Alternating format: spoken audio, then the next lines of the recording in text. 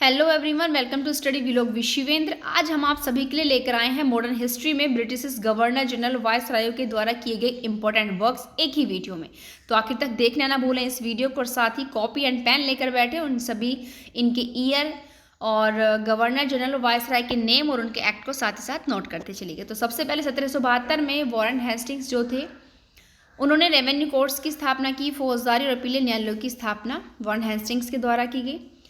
1793 Lord Cornwallis इनके द्वारा स्थायी भूमि बंदोबस्त की व्यवस्था की गई थी।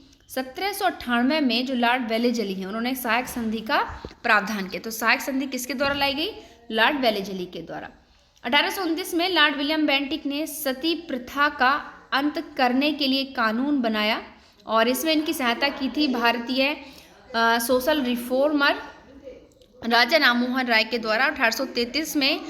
1833 के बाद लॉर्ड विलियम बेंटिक भारत के प्रथम गवर्नर जनरल बने थे। इनके अब तक तो केवल बंगाल के होते थे, यह संपूर्ण भारत के पहले गवर्नर जनरल बने। 1835 में चार्ल्स मैडकॉफ ने प्रेस पर लगे प्रतिबंधों को खत्म किया, इसलिए चार्ल्स मैडकॉफ को प्रेस का मुक्तिदाता भी कहा गया। 1843 में एलन ब्रो ने दास प्रथा भी खत्म की और इन्हीं के समय में जो सिंध है उसका अंग्रेजी साम्राज्य में विलय किया गया। 1847 में लॉर्ड हार्डिंग ने नरबली प्रथा खत्म की और रुड़की में इंजीनियरिंग कॉलेज की स्थापना इनके द्वारा की गई। 1852 से 1853 तक डलहौजी जो थे इन्होंने रेल, आधुनिक तार यानी कि आधुनिक डाक तार और लोक निर्माण विभाग की स्थापना इन्हीं के द्वारा की गई थी। 1857 जो कि हमारे हिस्ट्री का सबसे इम्पोर्टेंट ईयर है, क्योंकि 1857 की क्रांति और भारतीय स्वतंत्रता की सबसे पहली जो चिंगारी यहीं से उत्पन्न हुई कैनिंग के टाइम में, और साथ ही इसके समय में कलकत्ता, मद्रास और मुंबई में विश्वविद्यालय भी खुलवाए गए।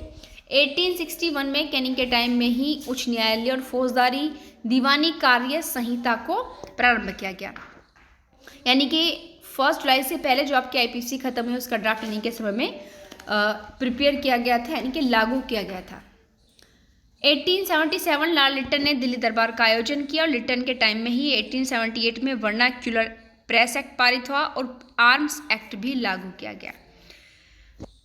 1881 में रिपन ने प्रथम फैक्ट्री एक्ट लेकर के आए। 1883 में रिपन जो हैं वो इल्बर्ट बिल लाई गई। इल्बर्ट बिल जो था, जो भारतीय जजेस होते थे उनके फेवर में था, इसलिए इसको मोस्टली लागू नहीं किया गया, लेकर के आए थे और इसी के थ्रू रिपन को भी हटा दिया गया था, क्योंकि ये मोस्टली भारतीयों के बारे में ज़्यादा सोचते थे।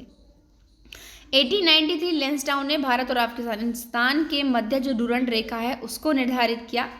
1895 में एल्गिन द्वितीय के समय में चित्राल में विद्रोह फैला।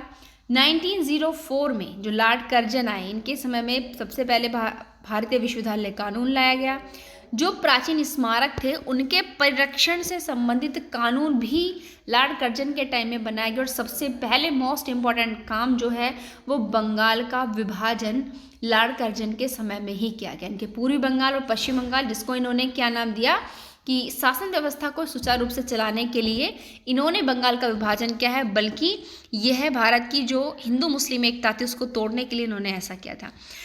1909 में पार्लियामेंट सुधार, पृथक निर्वाचन क्षेत्र की व्यवस्था यहाँ पर की गई, ये भी रिलीजियस को बांटने के उद्देश्य से ही यहाँ पर किया था।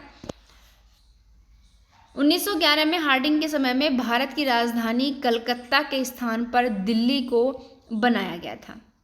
1919 चैम्सफोर्ड रोलैक्ट एक्ट और जलियांवाला बाग हत्याकांड भारत के इतिहास की ऐसी घटनाएं जो शायद कभी ना भूली जाने वाली हैं।